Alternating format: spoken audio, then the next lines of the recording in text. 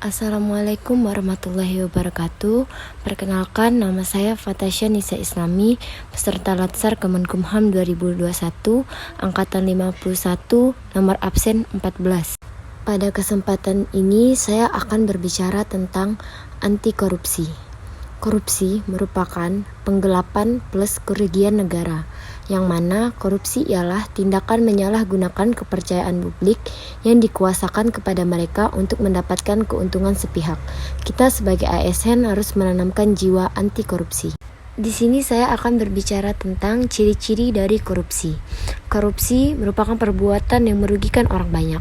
Ciri-cirinya yang pertama, dilakukan lebih dari satu orang. Kedua, adanya keuntungan yang diraih. Yang ketiga, berhubungan dengan kewenang tertentu. Yang keempat, berlindung di balik pembenaran hukum. Yang kelima, melanggar kaedah kejujuran dan norma hukum. Dan yang terakhir adalah mengkhianati kepercayaan masyarakat banyak. Yang selanjutnya adalah penyebab terjadinya korupsi.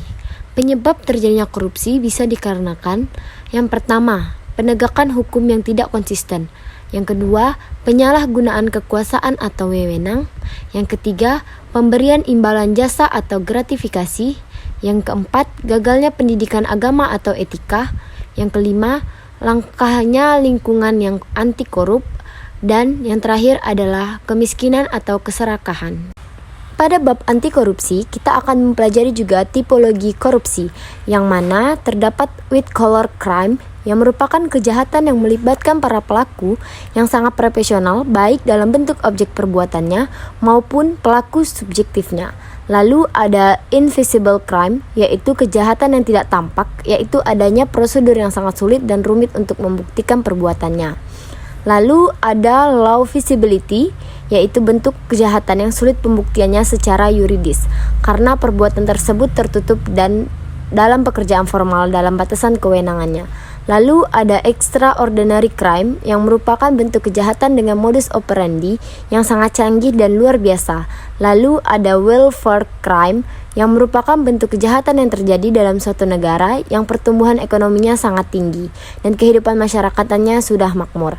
Lalu ada public power, yaitu bentuk dari yang dilakukan oleh penguasa dan pengusaha yang mempunyai kekuasaan pemerintahan dan kuasa ekonomi. Lalu yang terakhir ada professional finger filter, yaitu bentuk tipologi kejahatan korupsi di lingkungan profesi, sehingga kejahatan ini sering disebut kejahatan profesional karir. Lalu terdapat identifikasi nilai-nilai dasar anti korupsi. Yang pertama, jujur dan peduli, mandiri dan disiplin, tanggung jawab dan kerja keras, sederhana, berani, dan adil. Lalu penjelasan saya yang terakhir adalah rekomendasi upaya peningkatan anti korupsi bagi ASN. Yang pertama, penyuluhan bidang keagamaan, guna melakukan pembinaan agama, moral, dan etika. Lalu adanya hukuman disiplin. Dengan adanya korupsi, maka pelaku dapat dihukum disiplin berat atau dengan pemecatan. Lalu optimalisasi fungsi pengawasan, yaitu penguatan dari Inspektorat Pusat dengan UPT masing-masing. Demikianlah yang dapat saya sampaikan. Kurang lebihnya mohon dimaafkan. Wabillahi taufiq wal hidayah. Wassalamualaikum warahmatullahi wabarakatuh.